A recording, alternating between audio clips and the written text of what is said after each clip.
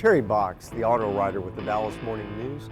If Range Rover had a rebellious tattooed look up kid, it would look a lot like the 2015 Range Rover Evoque.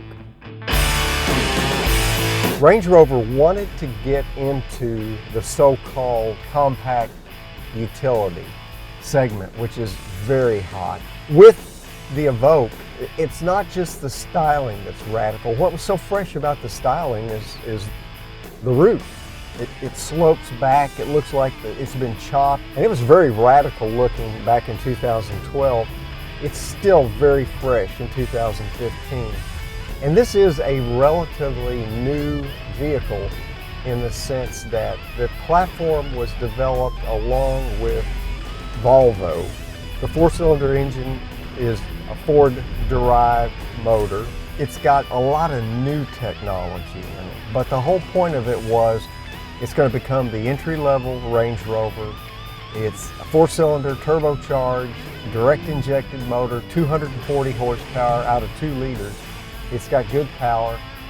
What they did for 2015 was add a 9-speed automatic transmission. So now the fuel economy rating has gone up to 21 miles per gallon in town and 30 on the highway, which is pretty good. The thing weighs 4,000 pounds. They come standard with all-wheel drive, so you've got off-road capability. But it's also really what I would call a soft roader. It's not meant to go bashing around rocks. It doesn't have a great deal of cargo space. It's extremely nice to drive in an urban environment.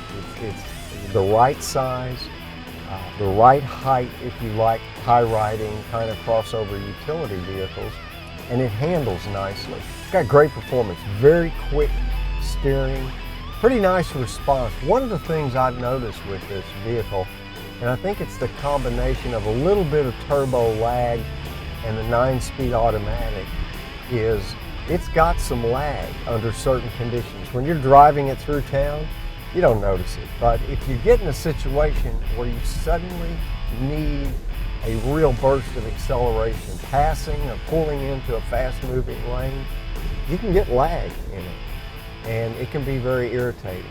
The all-wheel drive is invisible. It just operates when it needs to. At $50,425, it's not a cheap vehicle, and the crazy thing about it is this is not a loaded Range Rover. But what you get for that money, besides great styling, good performance, pretty good fuel economy, and nice handling dynamics, is a Range Rover looking interior. And I think that will appeal to a lot of people who are looking at this vehicle as a possibility. The dash is plastic, but it's a pliable material. It is stitched on the edges. It's got nicely sculpted seats. It has a fairly upscale feel to it. You definitely get the Range Rover experience in this vehicle, but it's more sporty, it's edgier. It appeals to a younger buyer.